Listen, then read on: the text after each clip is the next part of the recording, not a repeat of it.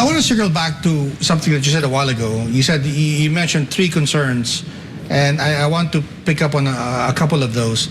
You mentioned that one of the concerns of the MAP, you're generally optimistic, you think we're headed in the right direction. There are some concerns of MAP, and one of them you mentioned was the smuggling. Can you elaborate on that and a bit, and what are your members saying specifically about that issue? Well, we are always asked about how to improve tax collection. Yes. And what are the issues facing the tax administration? Right. Because I think in the LEDAC that came out also, they are now again trying to identify sources of additional revenues. And they're talking about, of course, the junk tax, and they are talking about, I think, the single-use plastic. Yeah. Which are, I think, which originated from the previous administration still. Now, talking about administration and smuggling, if we have a very big smuggling, you cannot, it's really difficult to improve the tax administration unless, you are highly digitalized, that the moment na nandun palang pumapasok ang goods, nata-track na siya, and then the BIR can also track. But if there is no audit trail, because smuggled goods, there's no audit trail. But if there is no audit trail, then there would be a lot of goods circulating in the country that are untaxed. In short, it would be a very big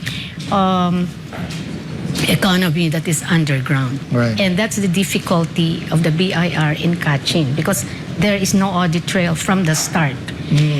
That is why it is very important that BIR has to fast-track its digitalization program. Now, the President mentioned that. Are you happy with what he's mentioned about digitalization so far? Yeah, not just the BIR, but the whole government machinery. Yes. And I think they just launched the eGov PH, right? Yes. Yeah. So what changes are you hoping to happen? So faster processing, I guess one. The removal maybe of the red tape. The face-to-face. Yes. Yes. Because when you remove face-to-face, you also somehow remove corruption, right? You remove the opportunity. The opportunity for corruption. Okay. Yes.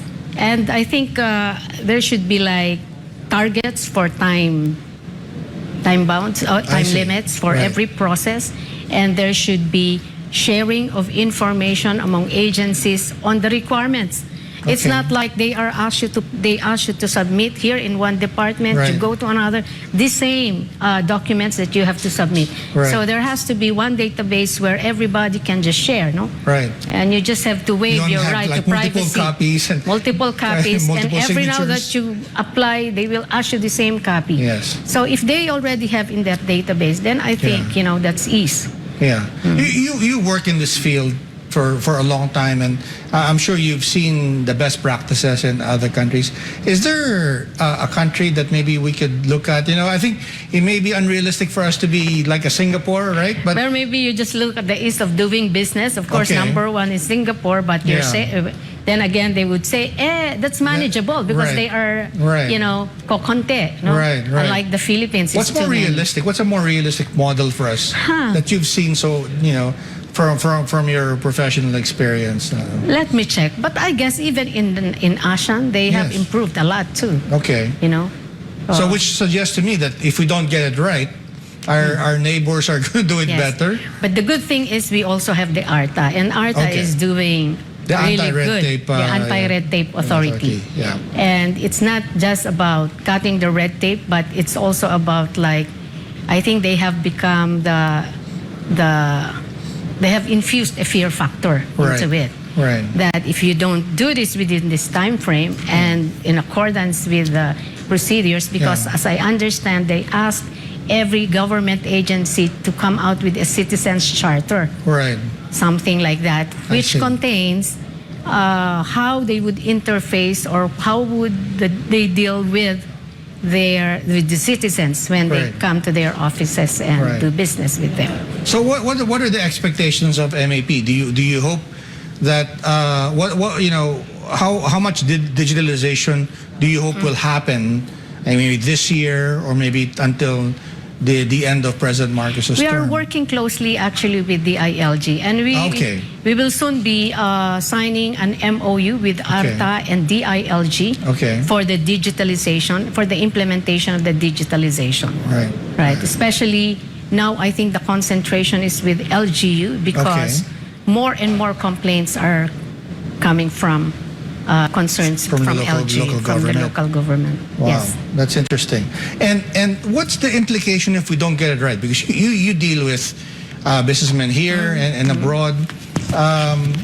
What do you think will be the consequence for the Philippines if we don't get it right? How far do we fall behind? Well, it's costly. We don't get investors, I think. And then the earnings of companies would also not be as efficient as when it's digitalized and they can do things efficiently, very fast, no? Right. So all of those will suffer. And of course, cost, right? I mean, if things are complicated, it's more expensive. Higher cost, lower profits. Right. And the time lag. The time lag is very important. Right. Because when you are in business, time is of the essence always. Right. Time is money.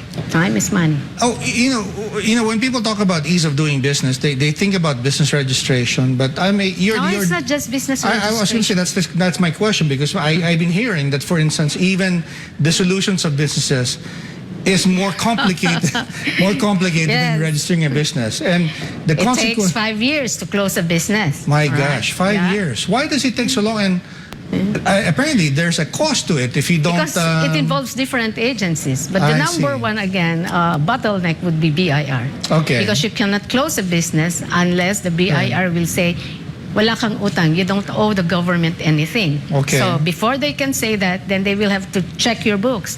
They will have to audit your books and say that, yes, you can now close, or you pay this before you can close.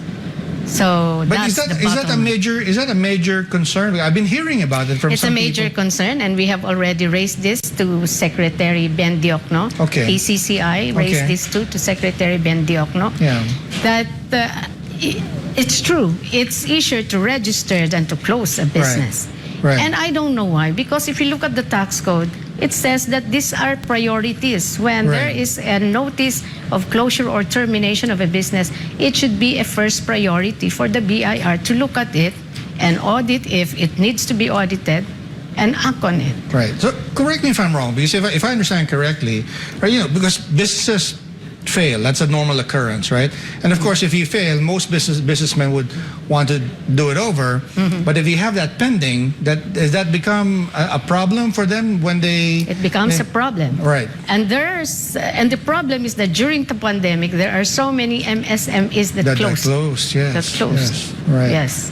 And so even if you had things in your order, and again, correct me if I'm wrong, please, but what I've been hearing is that even if you have your affairs in order and you file for a dissolution, because it takes so long, then you end up having penalties and additional costs that complicate it. Is that true? Yes. Okay. And then there are instances wherein you'll be surprised that you find yourselves to be not filing this and that, because then the government or the BIR has not captured it in their system. Okay. So you have they go after you. You have the hard copy showing that you filed, but it's not in their system. So you have to look and dig at all those and show it to them for them to accept it. And that goes back to what we were talking about, the need to digitalize everything. Yes. Right. How far are we from doing that? You deal with, are we at least digitalized at the regional level, and we just need to connect the national office? Or you said you're working with the local governments.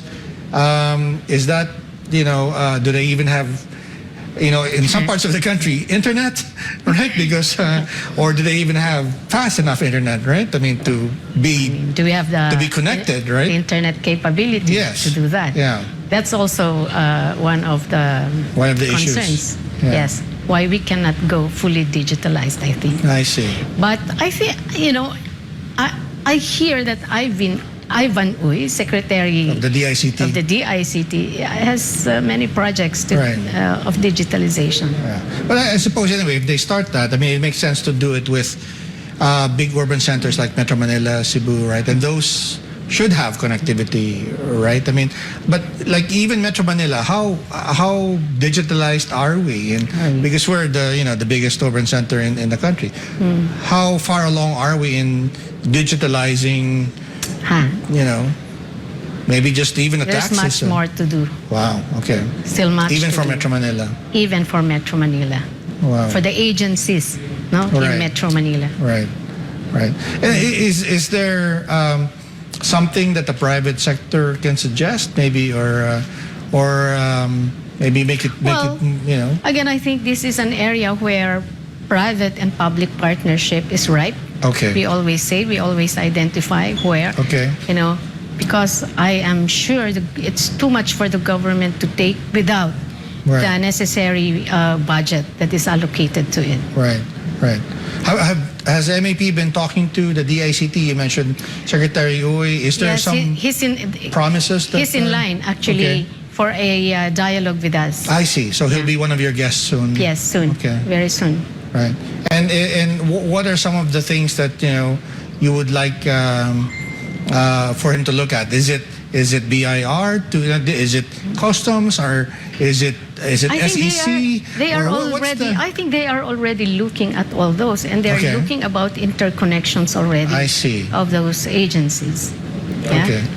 Well, it's difficult at the start, but once they get one good model, then I think it would be easier for them to do it. Let's give them the benefit of the doubt. Yes, Yeah. absolutely. Well, we'll have to take another quick break. This is Business and Politics. We'll be right back.